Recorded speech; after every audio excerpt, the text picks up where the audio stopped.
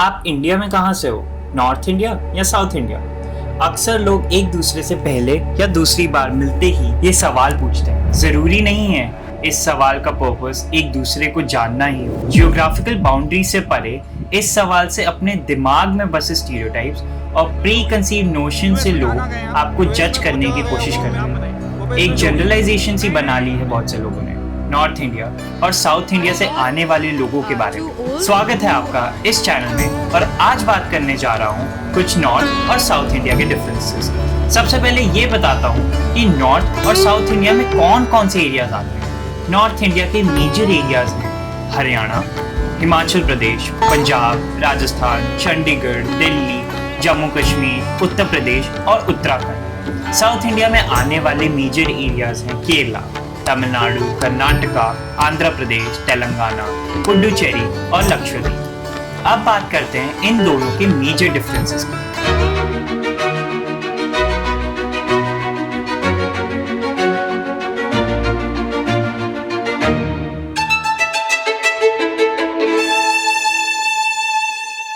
शुरू करते हैं यहाँ की लैंग्वेजेस से। नॉर्थ इंडिया में सबसे पॉपुलर लैंग्वेज है हिंदी और हिंदी के बहुत से डायलेक्ट्स।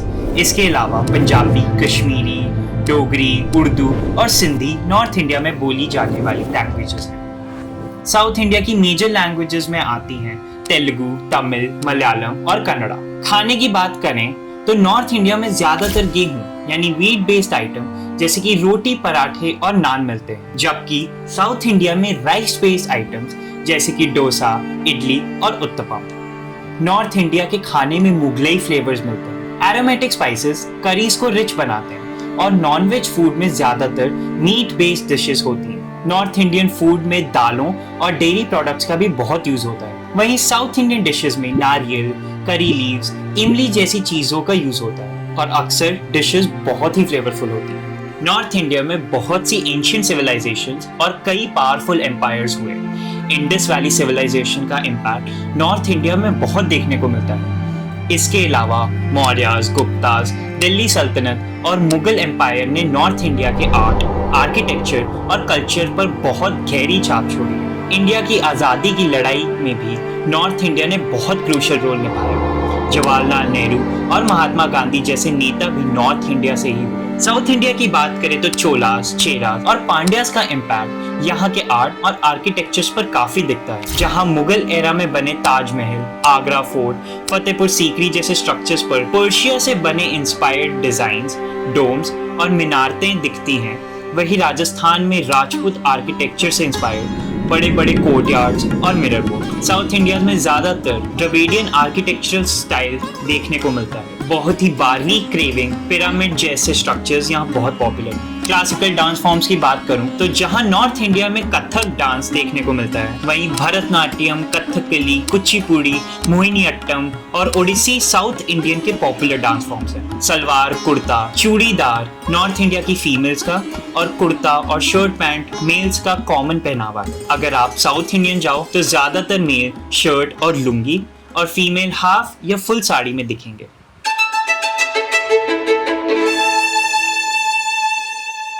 अब कुछ ऐसे एरियाज के बारे में बात करते हैं जहां साउथ इंडिया नॉर्थ इंडिया से आउट परफॉर्म कर रहा है, और ये हैं हेल्थ, एजुकेशन और इकोनॉमिक अपॉर्चुनिटीज। लेकिन इसके लिए साउथ इंडियन की स्टेट गवर्नमेंट्स को भी इसका क्रेडिट जाता है।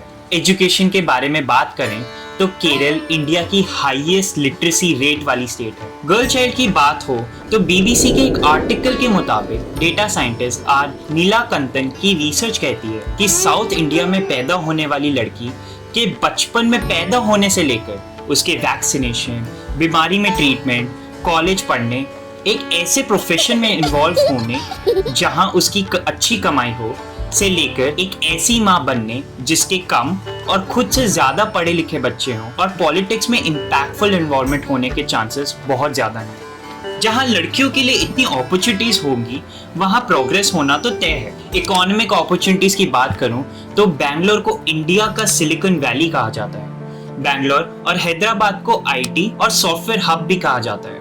इन सिटीज में एस्टैब्लिश्ड आईटी कंपनीज, स्टार्टअप्स और R&D centres software development, AI, cyber security जैसी फील्ड्स में लाखों जॉब अपॉर्चुनिटीज प्रोवाइड करती है। हैदराबाद में बने बायोटेक और लाइफ साइंसेज से जुड़े research institutes, biotech parks, pharmaceutical companies health care की फील्ड में हाई रेवेन्यूज जनरेट करते हैं।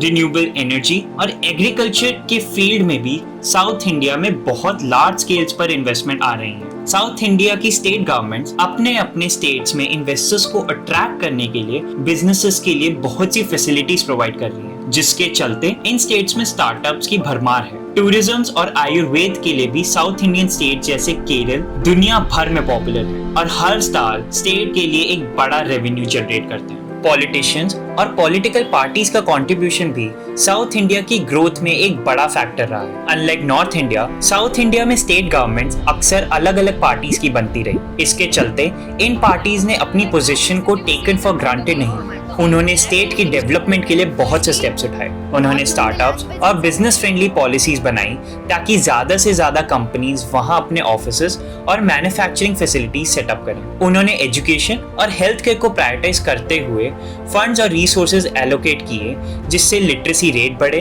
हेल्दी और स्किल वर्कफोर्स ने इकोनॉमिक प्रोडक्टिविटी में कंट्रीब्यूट किया। इकोनॉमी को बढ़ाने के साथ साथ एनवायरमेंटल और सस्टेनेबल रिसोर्सेज को भी प्रमोट किया गया। सबसे जरूरी बात, पॉलिसीज बनाने के साथ साथ उनके इम्प्लीमेंटेशन पर भी फोकस रखा गया।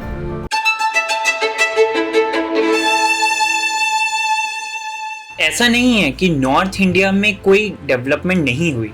उत्तर प्रदेश भी एक इंडस्ट्रियल हब की तरह डेवलप हो रहा है। बहुत सी आईटी कंपनीज जैसे विप्रो, टीसीएस ने यहाँ अपने ऑफिसेस खोले हैं। मारुति सुजुकी और हीरो होंडा जैसे ऑटो मेजर्स की मैन्युफैक्चरिंग फैसिलिटीज भी यहाँ हैं। दिल्ली की डेवलपमेंट के लिए भी बहुत से स्टेप्स लिए गए हैं। 2021 में दिल्ली एयरपोर्ट इंडिया की फॉरेन टूरिस्ट अराइवल्स की लिस्ट में पहले नंबर पर था। नॉर्थ इंडिया एक मेजर रिटेल मार्केट है, जहां दुनिया भर के कंपनीज अपने शोरूम्स और रिटेल सेंटर्स खोल रही हैं। उत्तर प्रदेश इंडिया की टॉप 3 गेहूं और चावल प्रोड्यूसिंग स्टेट्स में से एक है। टूरिज्म में भी नॉर्थ इंडिया किसी से पीछे नहीं है। शिमला, मनाली, नैनीताल जैसे हिल स्टेशन के साथ साथ कल्चरल और रिलीजियस टूरिज्म भी यहाँ काफी होता है। स्टेट गवर्नमेंट्स टूरिज्म को प्रमोट करने के लिए बहुत से स्टेप्स उठा रही हैं, जैसे कि इंफ्रास्ट्रक्चर में investment, roads, railway connectivity, state tourism के होटल बनाना, एडवेंचर और इको टूरिज्म भी बड़े स्केल पर प्रमोट किया जा रहा है। अल्टीमेटली नॉर्थ और साउथ दोनों ही इंडिया के हिस्से हैं और इंडिया की डेवलपमेंट दोनों के साथ साथ ईस्ट